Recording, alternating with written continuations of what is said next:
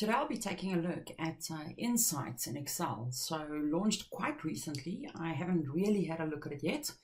So let's see if I can actually get this right. In the spreadsheet, I've got some data in here, which is continents, countries, cities, and population. And you'll see I've built some pretty cool charts on it as well.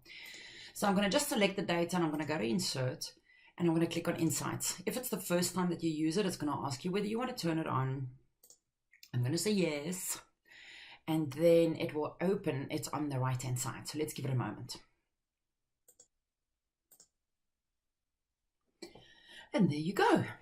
So what it's come up with on the right hand side is, firstly, it's giving me some cool details about some of the specific cities. So let's just take a look as it's busy populating what is available for us. Okay, so what it's coming back to us is just something that, of course, is noticeable for me. It's stating which country or city has the highest population, and it also gives you the opportunity or the ability to immediately insert that as a chart inside of your data. I'm going to look and see if I can get some other data that maybe gives us some more insights. I'm quite curious as to what else we can see on this. Here's another example of some data. This also includes the GDP, the population, and of course then the percentage of world population. So let's take a look and see what the insight looks like on this data, which includes the GDP.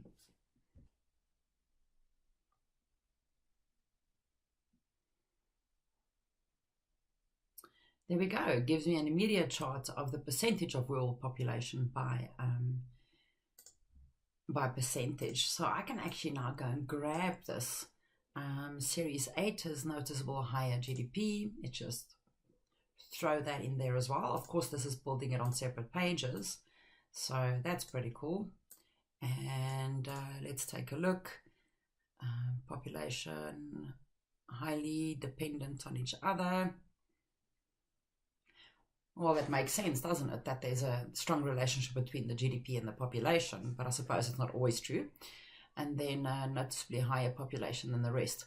So quite cool, all these different insights that you get from it. Of course, this is very dependent on the data that you're working with. And of course, I've just grabbed some examples from the internet to try and see what it is that we can actually see with insights. I do believe that if you go and mess around with this in your business data, you'd have some really, really cool insights. So I hope you enjoy trying out insights for the first time. And I definitely hope that it adds value to your business and that it helps you to see and highlight those areas that always becomes the exceptions, I suppose. Well, enjoy and we'll chat soon.